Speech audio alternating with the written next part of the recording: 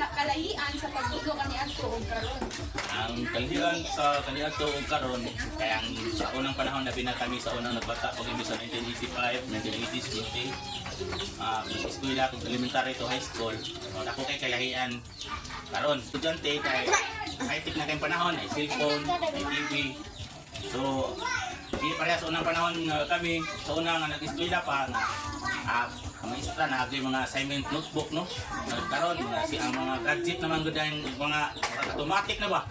Pero ang nakanindot lang sad sa TV live nga klase kay gamit kayo kung mga karidya labi na sa mga atong pandemic no. Na dali gyud kayo ang klase sa mga bata wala gyud mahunong. So magpasalamat sa gobyerno na high-tech sad ang panahon na ang klase labi na sa mga batanon na dili gyud maputol bitaw mo na nakanindot sa drone sa panahon ron na high-tech ang klase labi na sa live TV nindot gyud siya nga high-tech sad.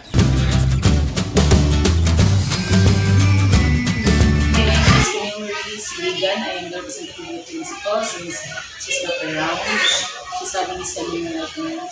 Your idea about global teacher? Global teacher is becoming confident in this 21st century. So the teachers need to update how to teach the children, especially now mga bata na ibang sa technology. So a teacher as we are, the teachers man sa ano, as tamuno. So we should also update how we teach the students. If they will not update, the students will be bored. Dili na sad sila ganahan mo learn because dili man sakto sa ilahang way of learning. So, para sa inyo, ma'am, necessary ba sa usa ka teacher na balong use of technology, especially nowadays? It's necessary, but it's not also a lack, or I mean, it's not also a disadvantage for the teachers. Some of the teachers don't know how to use technology, especially those who are older teachers. Dili sad ingon nga kuwang sad sila. But it is necessary in a sense that the students nowadays, kinahanglan sila of technology for them to perform well. Kato lang traditional, mas dili nila ma-cope with ato. Like ato ang parang sa una nga, kira dito magsuwat og lain-lain, pikas-pikas nga blackboard, karon hindi na sila ganahan na kay wala ni sulod na. They need visual, they need to perform it, they need to know what they're learning, like us. So, necessary din siya para sa mga new teachers siguro, kaya some of the teachers don't want to change. Kuya, change ha. The Tumbaw on change is the only permanent thing in the world. So, teachers, kailangan dyan update, and it is also necessary for them to learn technology. Now, for you, miss, asa mo ka mag-prefer sa technology or katong traditional natin na magtudlo? Technology, of course, it's way easier and mas nindot dyan ang mga bata, makita dyan sila kung unsay lang ikapunay. Na yung examples, mga videos, mga pictures. Di na dyan pictures, maboard sila ng pictures. Ganahan dyan sila, ganahan may mag-video sila matubangan. Mas ganahan magaling sila ka ng videos kaysa sa mag-student ka sa tubangan. Even though the teacher is the best visual aid, pero mas ganahan dyan mga bata yung buko ko. Ano dyan ay reality sa mga bata ng selfie. Okay, so, mo na pa thank you, Jud kayo, Miss Bailey. Nagatagat sa inyo.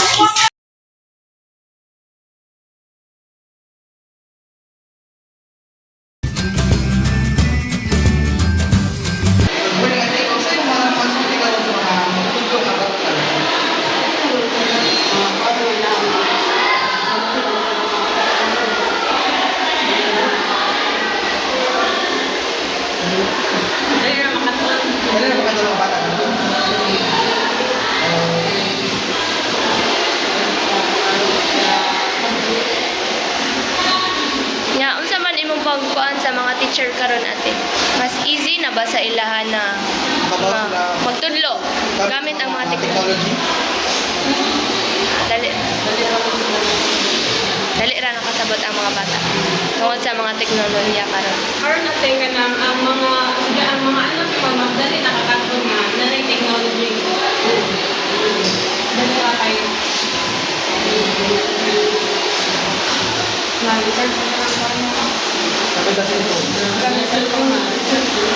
Alang yun, dali na lang ang access.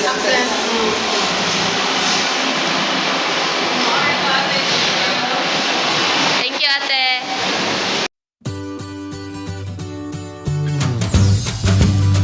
So, what is your idea about being a global teacher? Well, my idea about being a global teacher is kanang someone a teacher na kanang flexible and also competitive in a way na bisag through using technology ang kanang strategy of teaching is maka-teach gyapon siya sa iyang student o maka-deliver gyapon siya sa iyang kanang lesson kanang effectively. So, as a student, is it easy for you to understand the lessons through technology? Well, as a kanang young na belong sa teenage generation is for me it's easy for me to kanang learn din sa kanang mga lesson through technology kay it's easy to access naman through kanang mga website like Google and unsa pa na mga website na tumagamit kanang through using that is maka-help na to na kanang maka-help sayo na lang to pag make ba like as me kanang as education like easy na lang ako mag-make of mga essay and mga other story or other mga literary text. So for me kanang technology jud is a big kanang help jud as a young for this generation. Okay, and so for the third question, how will you use the technology in a proper way, especially in studying? Well, kanang sa among kanang program no sa BSed is mostly mag-make big mga like essay karon third year is sa research and sa technologies maka-help yun siya sa research na maka-search kag mga information mga kanang factual yun na information like dili lang ka maghimo-himo bitog gagimo ka like, kanang imong research is ang solution sa ganyan kay effective siya sa inyong kanang target na kanang ma-solve na problem.